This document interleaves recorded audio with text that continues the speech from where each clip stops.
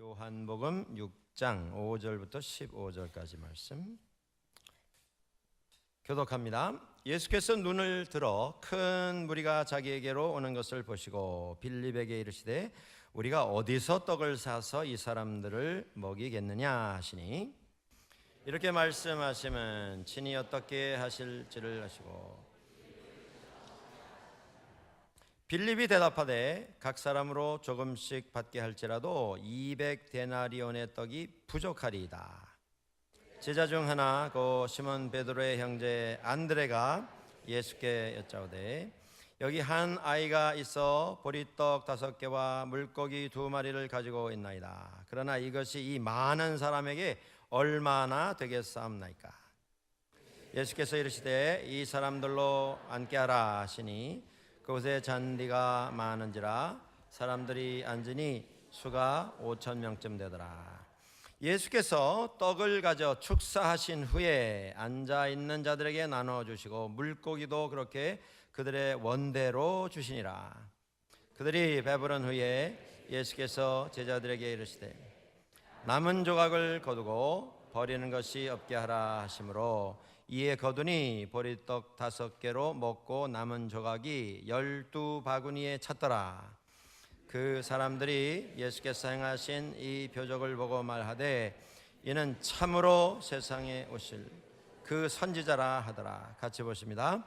그러므로 예수께서 그들이 와서 자기를 억지로 붙들어 임금으로 삼으려는 줄 아시고 다시 혼자 떠나 가시니라. 아멘.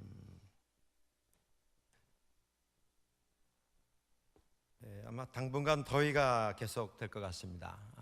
여러분들께서도 또 건강에들 유의하시기 바랍니다. 어떤 한 젊은이가 젊은 날 하나님 앞에 부름을 받았습니다. 소명을 받고 목회자가 되는 훈련을 받았습니다. 신학교에 가서 열심히 공부하여서 오랜 기간 훈련을 받고 목사가 되어서 어느 교회의 첫 청빙을 받게 되었습니다. 그 교회에 이제 부임하여서 첫 목회지, 첫 주일, 첫 설교를 하게 되었는데 그 설교 본문이 오늘 본문 말씀이었다라고 합니다. 그래서 그 본문 말씀을 가지고 여러 날 고민을 하면서 준비 열심히 하여서 설교를 전하게 되었는데 첫 목회지의 첫 예배의 첫 설교, 너무 긴장을 하여서 단어가 이제 엉키기를 시작한 겁니다. 여러분들이 설교자가 이 앞에 올라와서 이렇게 편안한 모습인 것처럼 보이지만 굉장히 긴장하는 겁니다. 굉장히 긴장하는 겁니다. 그 젊은 목사가 대단히 긴장을 해서 오늘 본문을 가지고 올라가서 이렇게 설교했답니다. 예수님께서 보리떡 5,000개와 물고기 2,000마리를 가지고 5명을 먹이시는 기적을 행하셨습니다. 설교 내내. 근데 이게 단어가 한번 이제 엉키니까 프로그램이 그렇게 되니까 계속 그렇게 나오는 거죠.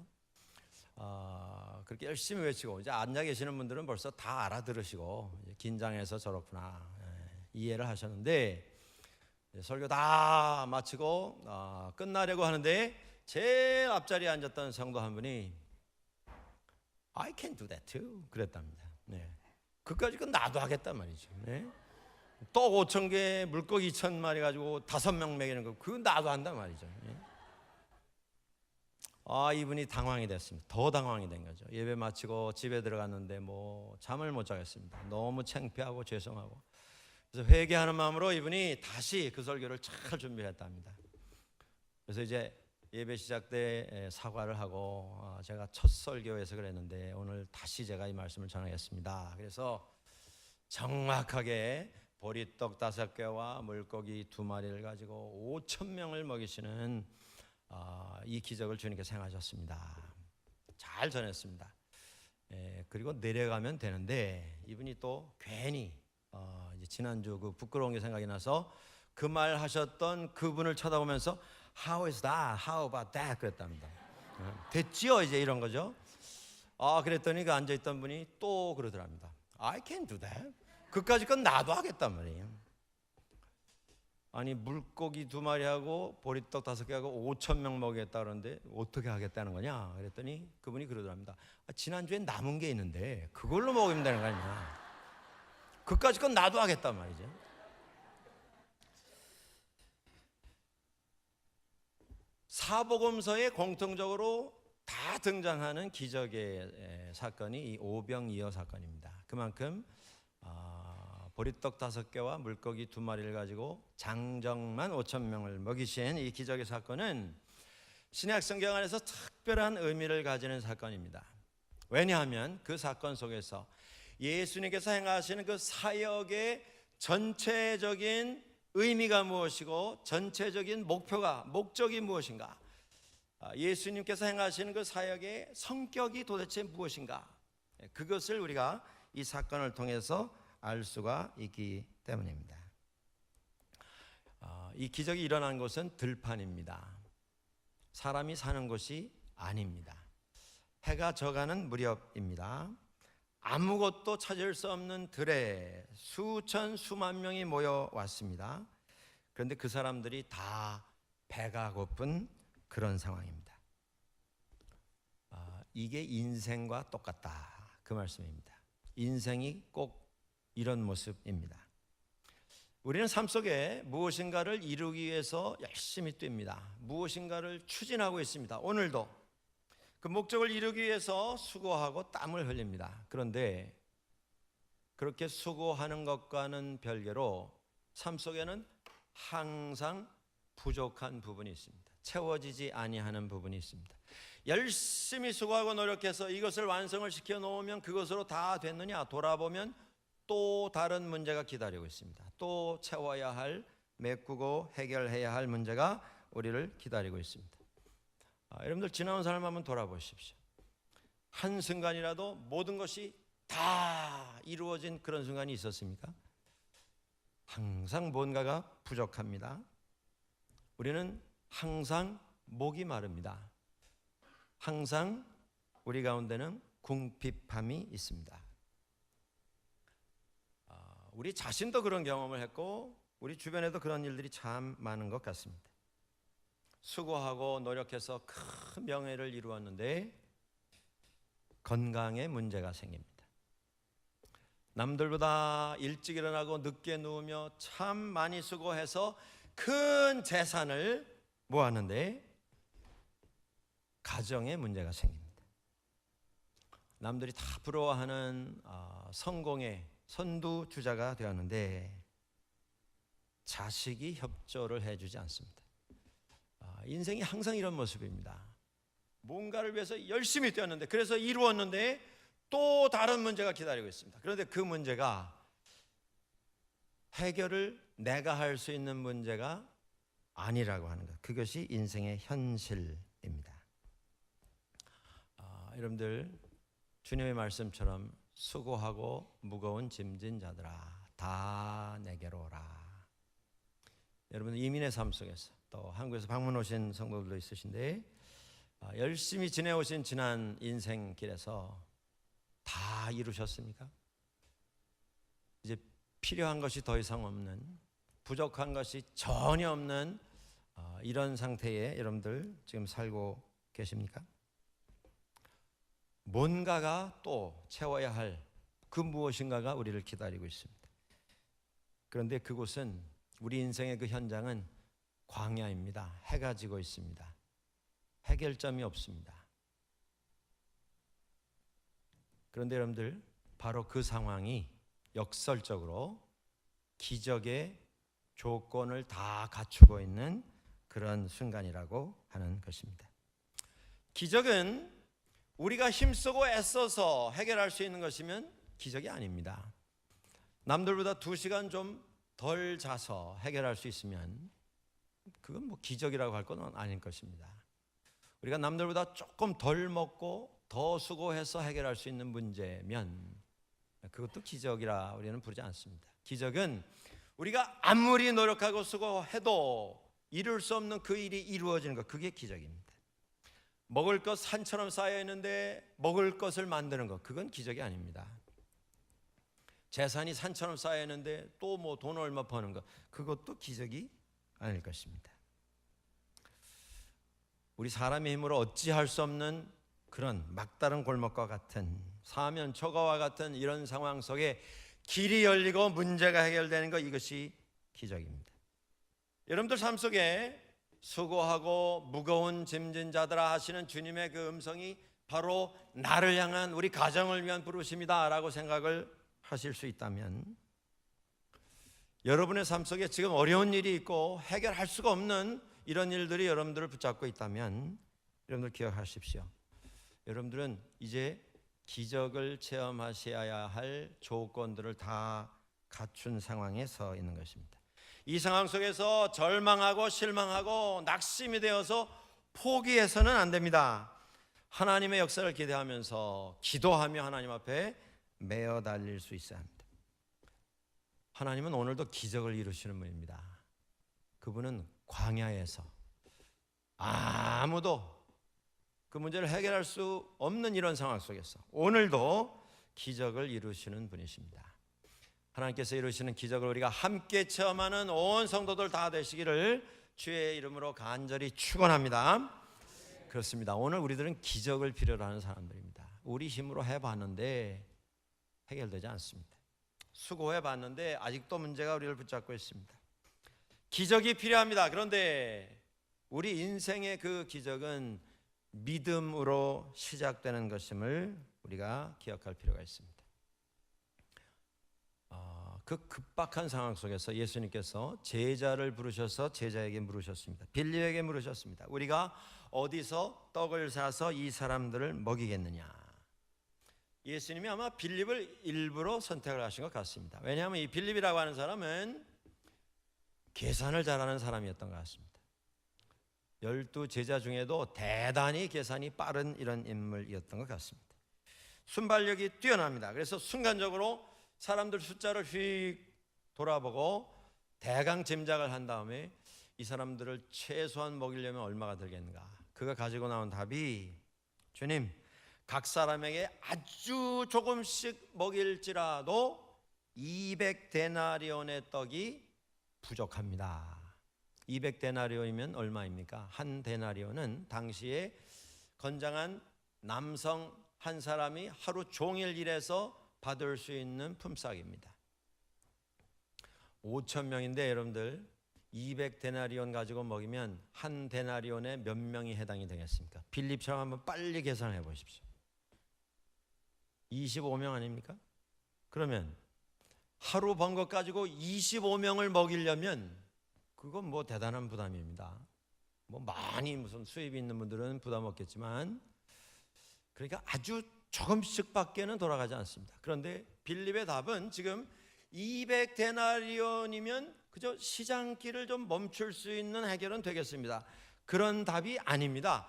200데나리온 가지고도 안 됩니다. 주님, 부족합니다. 그게 그의 고백이었습니다. 빌립은 생각을 많이 하는 사람입니다. 그런데 생각했지만 그에게 주님께서 그에게 기대하시는 어떤 꿈과 비전은 가지지 못했습니다. 여러분들, 우리가 열심히 일해서 세 끼를 잘 차려서 진수성찬으로 먹는 것, 그리고 그것을 365일 반복하는 것, 그게 행복한 삶은 아니지 않습니까? 잘 먹지만 잘 먹는 것이 사는 건 아니지 않습니까? 그게 인생의 유일한 목적은 될 수가 없지 않겠습니까? 그건 생존입니다. 연명입니다. 그냥 숨쉬고 사는 것이지 그것 위해서 우리가 일하고 그것 위해서 인생 사는 건 아니지 않습니까? 마찬가지로 우리 믿는 사람들도 빌립처럼 곰곰이 생각할 수 있습니다. 깊이 생각할 수 있습니다. 그런데 믿음 안에서 꿈을 가지지 못하면 그 깊은 생각은 아무런 소용이 없습니다.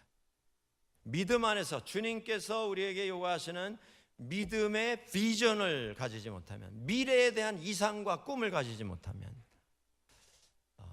그 깊은 생각은 그냥 고민일 뿐 우리에게 아무런 도움을 주지를 못합니다. 그는 계산은 잘했습니다. 그런데 믿음이 없었습니다. 그런 상황을 직시해서 분석을 했습니다. 문제를 붙잡고 실험한 것입니다.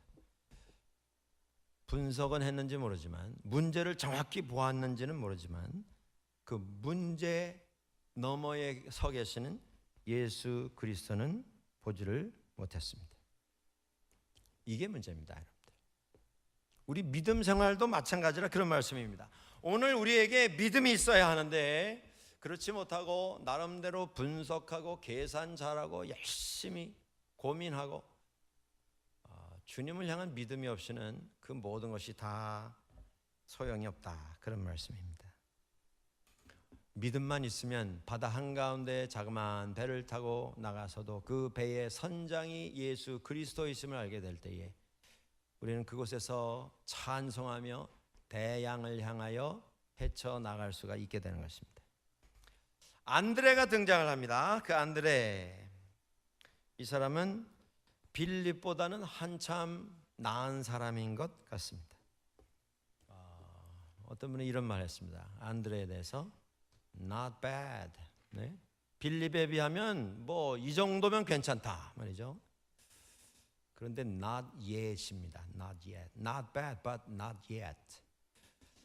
빌립보다는 좀 나은데 그래도 아직 부족합니다.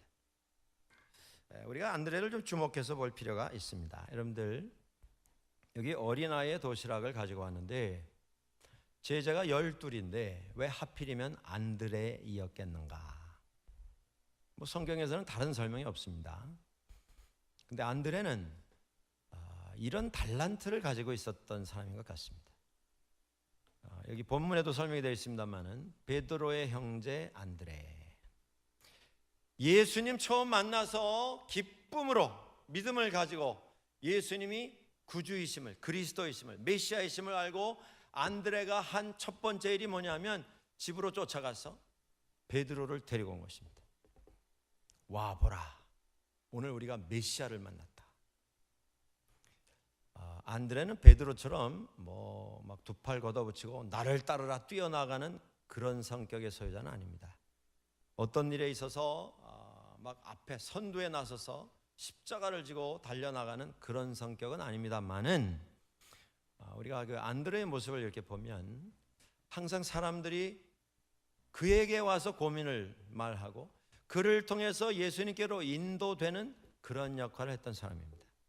그에게 있어서 남들에게 뭔가 편안함을 전달할 수 있는 이런 성품, 이런 성격이 남들에게 느껴질 수 있는 그런 사람이었다, 그 말씀입니다. 예수 믿을 때 이런 사람 되도록 우리가 노력해야 합니다, 여러분들. 나는 아무 말 하지 않는데 나를 보는 사람이 저분 참 푸근해 보이고 편안해 보인다. 마음에 고민이 있을 때 저분하고 좀 상담을 했으면 좋겠다. 그런 마음이 들 수 있는 그런 인격 우리가 갖출 수 있도록 노력을 해야 된다, 그런 말씀입니다. 그렇습니다. 어린아이가 안드레에게 와서 어쨌든 안드레를 통해서 예수님께로 인도받아서 나가게 되었습니다. 그런데 안드레가 예수님께 나가서 한 말이 무엇입니까? 여기 한 아이가 있어 보리떡 5개와 물고기 2마리를 가지고 있나이다. 그러나 이것이 이 많은 사람에게 얼마나 되겠습니까? 결론이 뭡니까, 여러분들? 결론은 빌립하고 별로 다르지 않습니다. 물고기 2마리, 보리떡 5개가 있는데 이건 사투리로 택도 없이 모자랍니다. 어림도 없다는 겁니다. 그런데 부족합니다, 주님. 결론은 똑같습니다. 자, 안드레는 빌립보다는 훨씬 진보된 모습인 것 같습니다. 뭔가를 하려고 노력하고 있습니다. 뭔가를 이루려고 지금 움직이고 있습니다. 그런데 문제가 뭡니까? 이게 되겠나 안 되겠나 자신이 없습니다. 아마도 우리 현대 기독교인들 가운데 가장 많은 믿음의 유형이 이 안드레가 가지고 있는 믿음의 모습이 아닌가, 이렇게 생각을 해보게 됩니다. 뭔가는 해보려고 노력은 하는데 확신이 없습니다. 뭔가는 해보려고 움직이는데 정성을 기울여 보는데 자신이 없습니다. 이게 되겠나? 이게 정말 가능할까? 아마 힘들 것 같다. 그게 지배적입니다. 여러분들 신앙생활 속에서 노력은 하는데 헌신이 따라가지 않는 경우가 있습니다. 어떤 일에 참여는 하는데 열정이 없이 그냥 건성 참여하는, 몸은 와 있는데 마음은 다른 데가 있는, 주님께서 우리들에게 말씀하십니다.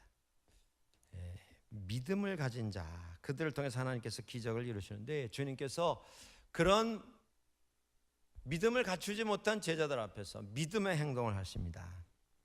빌립을 보시고 안드레를 보신 예수님께서 사람들 다 앉히라 하셨습니다. 그리고 축복하며 기도하신 후에 기적을 이루셨습니다. 믿음은 여러분들 똑같은 상황 속에서 기적을 여는 열쇠와 같은 것입니다. 우리가 아무리 큰 가능성을 가지고 있다 할지라도 믿음이 없이는 예수님께 연결될 수가 없습니다.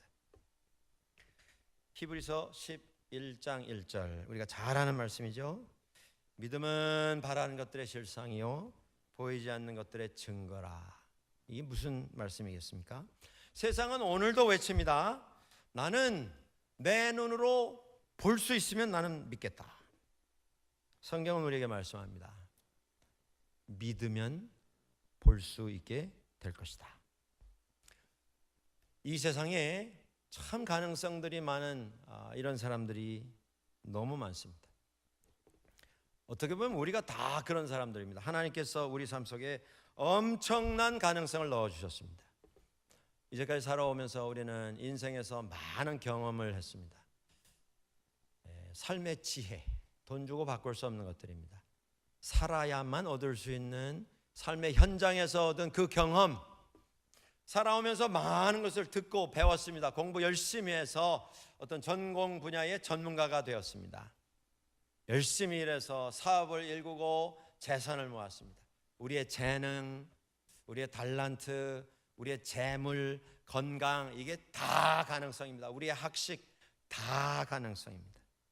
근데 중요한 게 무엇입니까? 그 엄청난 가능성들 그렇게 쌓아 있을지라도 그것이 주님께 연결이 되지 않으면 아무 소용이 없다고 하는 것입니다. 어떤 주유소에 자동차가 기름 넣으러 들어왔습니다. 기름을 가득 채워주시오. 주인이 말합니다. 기름 넣을 수가 없습니다. 아니, 기름이 다 떨어졌습니까? 그분이 대답합니다. 탱크에 기름은 가득 차 있는데 전기가 나갔습니다. 이런 인생을 사는 사람들이 얼마나 많은지 모른다, 그 말씀입니다. 어마어마한 가능성을 주셨는데 그 가능성 믿음으로 주님께 드리질 못하고 계속 쌓아만 놓고 그것으로 문제 해결하려고 하면서 고민하면서 끝내 기적을 경험 못하고 인생이 끝나는 경우가 너무 많습니다. 눈을 들어 주님을 보아야 합니다. 믿음으로 주님 앞에 나갈 수 있어야 합니다. 그때 주님께서 믿음으로 나오는 그 사람에게 기적을 베풀어 주십니다. 이 기적은 아주 작은 것에서 시작된 것임을 우리는 주목해 보아야 할 것입니다. 보리떡 5개, 물고기 2마리. 여러분들 2000년 전에 아이에게 도시락을 싸서 들려보내는 부모가 몇이나 되었겠습니까? 이건 뭐 거의 없는 이런 예입니다. 그런데 그 메뉴라고 하는 것이 참 소박하기 짝이 없습니다. 풀기가 없어서 그저 다 조각조각 흩어지는 보리떡, 아이가 먹을 보리떡 5개, 생선 2마리. 근데 그것이 우리 밴쿠버에서 선호하는 무슨 와일드 사카이 살몬 이게 아니고요. 저 손가락 굵기 송사리 2마리, 무슨 뭐 오르가닉 유기농 건강식 빵이 아니고 없는 집에서 간신히 아이 굶을까봐 그저 시장 맞춤이라 해라 그래서 마련한 보리떡. 그런데 거기 기적이 임했습니다. 예수님께서 마태복음 17장 20절에서 말씀하십니다. 만일 너희에게 믿음이 겨자씨 한 알만큼만 있어도 이 산을 명하여 여기서 저기로 옮겨지라 하면 옮겨질 것이요 또 너희가 못할 것이 없으리라. 먼지 같은 겨자씨 같은 믿음만 있어도 그 일이 될 것이다. 믿음은 둘 중에 하나입니다, 여러분들. 있든지 없든지. 근데 우리는 자꾸 믿음의 양을 다룹니다. 양을 거론합니다. 저 사람은 믿음이 이만해서 그 일을 하지만 나는 믿음이 요만해서 못한다. 그 요만한 믿음이라도 주님께 드리면 거기서 기적이 일어나는 것입니다. 믿음이 없이는 할 수 없습니다. 그러나 믿음이 있다면 믿음의 분량은 상관없이 그 믿음으로 말미암아 기적이 일어난다, 그 말씀입니다.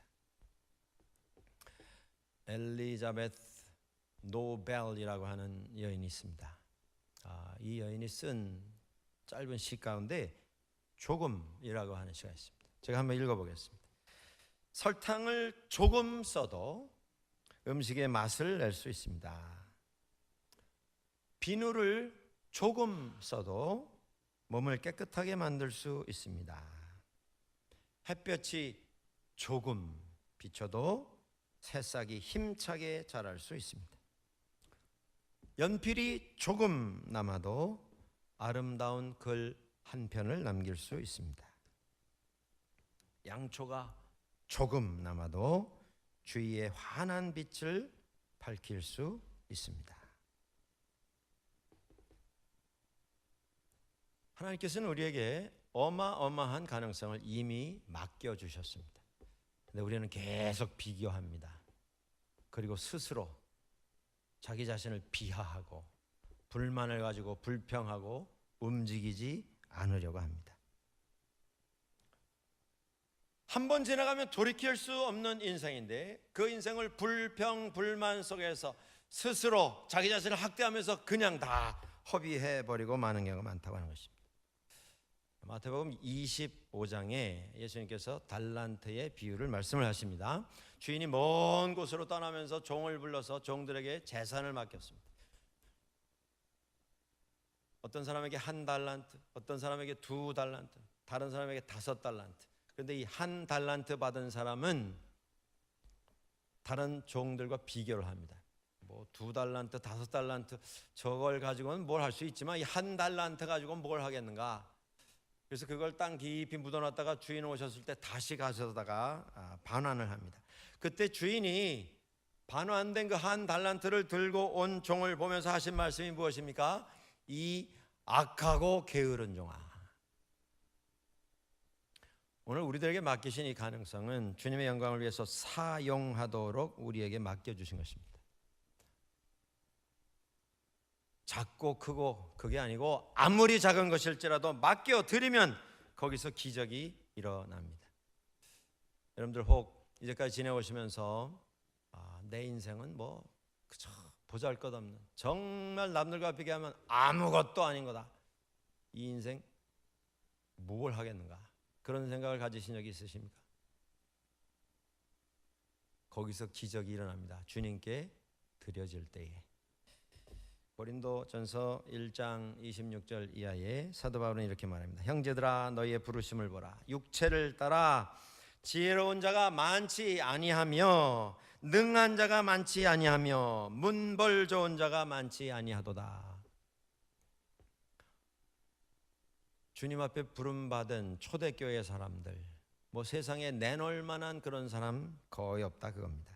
그러나 하나님께서 세상에 미련한 것들을 택하사 지혜 있는 자들을 부끄럽게 하려 하시고 세상에 약한 것들을 택하사 강한 것들을 부끄럽게 하려 하시며 약한 자를 들어 강하게 하시는 주님의 역사가 주님께서 주신 작은 것일지라도 하나님께서 내게 맡기신 그 가능성을 알고 주님께 가지고 나가서 드릴 때에 주님 손에 연결될 때에 기적이 일어나게 된다 이 말씀입니다. 삶 속에 남과 비교하지 마십시오. 내가 할 수 있는 일이 뭐가 있는가? 아이는 어리고 직장은 아직 내가 원하는 그런 직장이 아니고 미래도 그렇게 뭐 환하게 비춰오는 것 같지 않고 가능성이 나에게 있는가? 나에게 남은 다른 선택의 여지가 또 있겠는가? 그게 아니라는 말씀입니다. 주님께 들고 나가서 내가 하는 것 아닙니다. 내가 위대해서 내가 이루는 것 아니고 주님께 맡기고 순종하며 나아갈 때 예수님께서는 우리의 길을 열어주십니다. 기적은 감사가 있는 곳에서 또 이루어지는 것을 볼 수가 있습니다. 예수님께서 사람들 다 앉으신 다음에 떡을 들어 축사하시고 축복하며 감사하며 기도하셨습니다. 하나님 감사합니다. 이곳에 나와 있는 이 모든 백성들의 마음을 열어주시고 이곳에 와서 주님의 은혜를 체험하게 해주시니 감사합니다. 오병이어밖에 없지만 이 떡과 이 음식에 복을 주시느니 감사합니다. 저희가 이것을 먹을 수 있으니 감사합니다. 감사의 기도 끝에 기적이 시작이 되었습니다.